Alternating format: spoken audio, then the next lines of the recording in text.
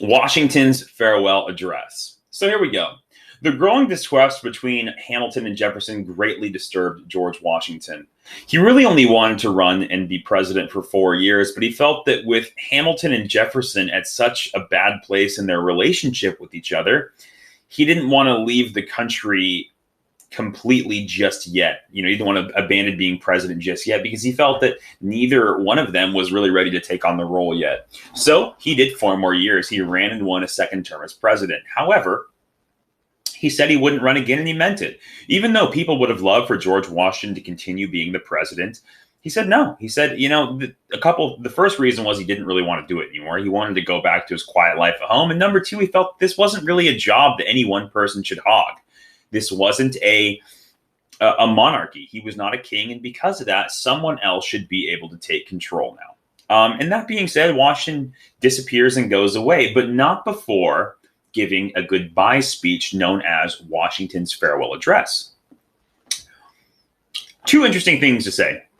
The first is that until the 1940s, with Franklin Delano Roosevelt winning the presidency 4 times in a row, there was no official amendment that was passed that said anyone couldn't run more than twice. The only reason nobody ever ran more than twice up until 1940 was that they had this admiration and respect for George Washington, that if he only ran twice, they would only run twice, which is it just goes to show you the respect that people have for George Washington.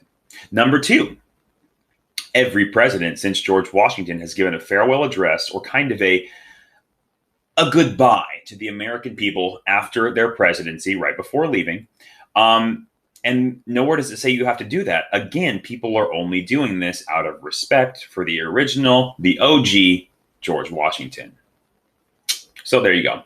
So let's see. Now, he actually, I believe, had 8 points in his farewell address, but we picked out 3 of the most important. Let's take a look at them. Number 1, he reminded people that you are all American. And at the end of the day, that bond has to keep us together. Through thick, through thin, through the bad times, through the good times, even when we strongly disagree, the one thing that ties you to a person living all the way in Tallahassee, Florida, you'll probably never see in your life, is that you all look at that red, white, and blue flag and you put your hand on your heart and you know that you're American. And he said that we can't forget that, because if we lose the sense of this, this great American experiment, this patriotism towards this country that gave power to the people for the first time in the history of the world, what else do we have? We will fall apart. So at the end of the day, he said we have to be on a team. We have to remember that we're American and use that bond to get us through. The second thing that he said is beware of political parties. They create anger. They create fighting amongst men and women, which is dangerous to the country's well-being. He is speaking to Hamilton and Jefferson. I mean, literally at the time we're recording this video, just a couple of hours ago, thousands upon thousands of Trump protesters did something that is completely historic. They broke into the Capitol building of the United States and sat in people's offices. They jumped on statues. This has never happened before. Right now, we are probably seeing more divide between the two political parties in the United States than any time since the Civil War. And it's serious. But Washington did warn us of this. He said, when you divide yourselves based on political differences and you form parties, this is what happens. Now, he was talking about Hamilton and Jefferson back then, but you could absolutely apply this to Trump and Biden. Think about the ways that people have flags that say Trump or flags that say Biden. People are following the leader in which they want to see lead. And that's causing them an incredible amount of dislike and distrust towards other people that, as he said in his first point, are all American. We're all on the same team, aren't we not? Think about it.